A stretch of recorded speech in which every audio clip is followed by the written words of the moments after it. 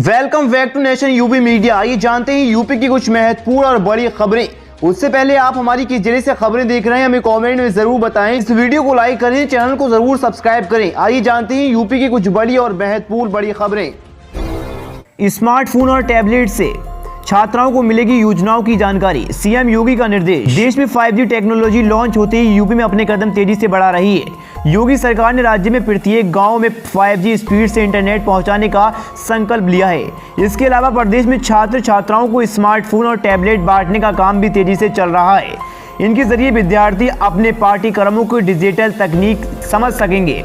साथ ही सरकार की योजनाओं की जानकारियां भी अब इन्हीं प्री लोडेड उपलब्ध कराई जाएंगी। योगी सरकार की ओर से उत्तर प्रदेश में 2 करोड़ स्मार्टफोन और टैबलेट बांटने का लक्ष्य है। फिलहाल 17 लाख से ज्यादा स्मार्टफोन और टैबलेट का वितरण किया जा चुका है। मुख्यमंत्री की मंशा है कि स्मार्टफोन और टैबलेट से लैस बच्चों को उनके पाठ्यक्रम के साथ ही केंद्र और प्रदेश सरकार की योजनाओं की जानकारी भी प्रदान की जाए। इसके अलावा छात्र, युवा रोजगार और स्वरोजगार से संबंधित योजनाओं की जानकारी स्मार्टफोन और टैबलेट के जरिए प्रमुखता से उपलब्ध कराई जाएंगी। सरकार की विभिन्न जन कल्याणकारी योजनाओं की जानकारी न सिर्फ बच्चों को मार्गदर्शन करेंगी बल्कि इसके जरिए उनके अभिभावकों तक भी आसानी से पहुंचेंगी। इससे ज्यादा जनता योजनाओं का लाभ उठाने में सक्षम होगी, क्योंकि अक्सर ये देखा जाता है कि अधिकांश सरकारी योजनाएं आम जनता में जानकारी के अभाव में दम तोड़ देती हैं। ज्यादातर जनता को पता ही नहीं चलता सरकार की कौन कौन सी योजनाएं चल रही हैं और उन योजनाओं का लाभ उठाने के लिए कब और कैसे आवेदन करना होगा। पशु पालने वालों को मिलेगा मुआवजा, योगी सरकार ने दिया बारिश से नुकसान की भरपाई का आदेश। उत्तर प्रदेश के कई इलाकों में भारी बारिश हो रही है, जिसके चलते जान और माल की हानि की घटनाएं भी सामने आई। वहीं मानसून की देर से विदाई का फसलों पर भी काफी असर पड़ रहा है। इन्हीं सब बातों को ध्यान में रखते हुए प्रदेश के मुख्यमंत्री योगी आदित्यनाथ ने ज्यादा बारिश से प्रभावित जिलों के जिलाधिकारियों, डीएम को राहत कार्य चलाने के निर्देश दिए। सीएम योगी ने कहा, आपदा से प्रभावित लोगों को तत्काल राहत पहुंचाई जाए और उन्हें पशु हानि के केस में बिना देरी के पीड़ितों को सहायता राशि प्रदान की जाए। उन्होंने राहत कार्यों के संचालन के जरिए राजस्व, पंचायती राज, ग्राम विकास, नगर विकास, चिकित्सा एवं स्वास्थ्य, पशुपालन सहित सभी संबंधित विभागों के अधिकारियों को सक्रिय रहने के निर्देश दिए। इसके अलावा उन्होंने वरिष्ठ अधिकारियों को इलाके का बिरमल कर राहत कार्यों पर नजर रखने का आदेश दिया। शुक्रवार को जारी एक सरकारी बयान के अनुसार मुख्यमंत्री ने जिलाधिकारियों को निर्देश दिए कि जल भराव से प्रभावित इलाकों में प्राथमिकता के आधार पर जल निकासी की व्यवस्था कराई जाए। इसके लिए जरूरत के मुताबिक पंप आदि लगाकर जल जाम की समस्या का समाधान किया जाए। दरअसल प्रदेश में हो रही लगातार बारिश से कई इलाकों में पानी भर चुका है। यहाँ कई जानवरों की मौत भी हो गई। इसके अलावा खेत भी लबालब हैं, जिससे फसलें प्रभावित हो रही हैं। बताने की उत्तर प्रदेश के कई इलाकों में और कई जिलों में इन दिनों लगातार बारिश हो रही है। बुंदेलखंड के हमीरपुर और मोहाबा में बारिश में से खेतों में लबालब पानी भर गया, जिससे किसान बेहद परेशान हैं।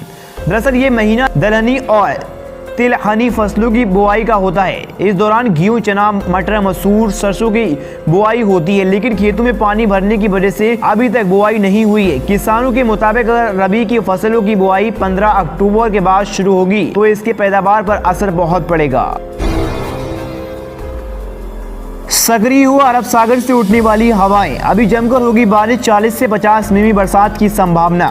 उत्तर प्रदेश में जाते जाते मानसून लौट आया, जिसने लोगों की मुश्किलें बढ़ा दी। मौसम विभाग के अनुसार अगले 72 घंटे में 40 से 50 मिमी बरसात की संभावना है।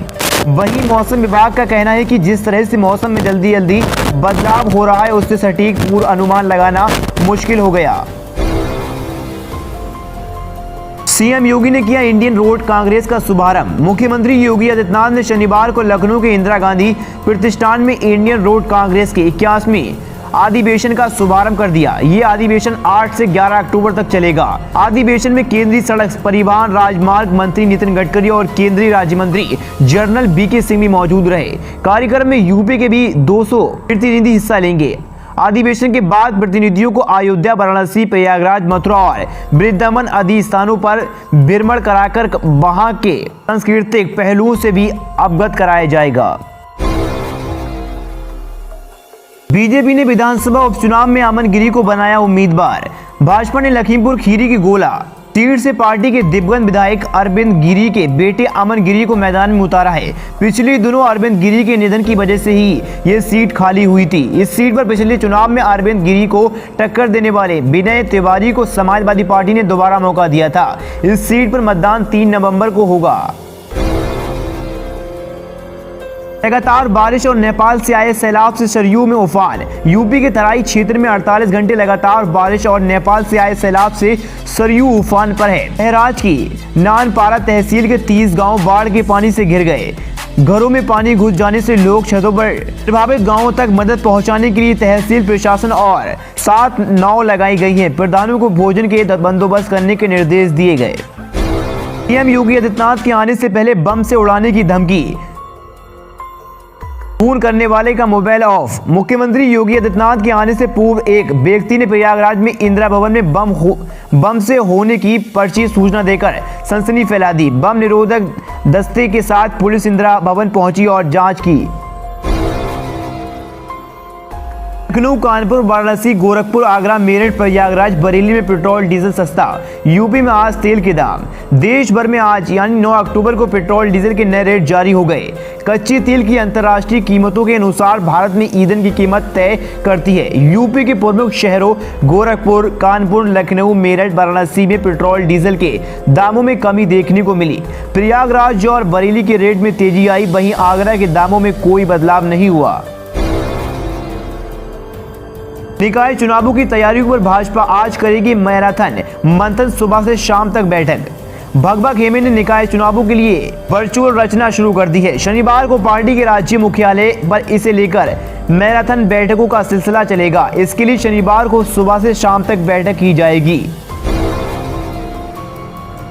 केंद्रीय मंत्री नितिन गडकरी और सीएम योगी आदित्यनाथ ने इंडियन रोड कांग्रेस का शुभारंभ किया। इंडियन रोड कांग्रेस IRC का शुभारंभ शनिवार को हुआ। मुख्यमंत्री योगी आदित्यनाथ और नितिन गडकरी ने इसका शुभारंभ किया। सीएम योगी आदित्यनाथ ने यूपी में बारिश से तबाही की भरपाई का दिया आदेश। सीएम योगी आदित्यनाथ ने यूपी के कई इलाकों में पिछले कई दिनों से हो रही बारिश से प्रभावित किसानों और अन्य नागरिकों को हुए नुकसान की भरपाई का आदेश दिया। उन्होंने सभी संबंधित विभागों के अधिकारियों और जिलाधिकारियों को निर्देश दिए हैं कि वरिष्ठ अधिकारी क्षेत्र का भ्रमण कर सर्वे करवाएं और राहत कार्यों पर नजर रखें। मुलायम सिंह यादव की हालात अब भी नाजुक। समाजवादी पार्टी के संस्थापक और पूर्व मुख्यमंत्री मुलायम सिंह यादव की तबीयत अभी भी क्रिटिकल बनी हुई है। गुरुग्राम स्थित मेदांता हॉस्पिटल में CCO क्रिटिकल केयर यूनिट में विशेषज्ञ डॉक्टरों की टीम उनकी सेहत की लगातार निगरानी कर रही है। उन्हें जीवन रक्षक दवाएं भी दी जा रही हैं।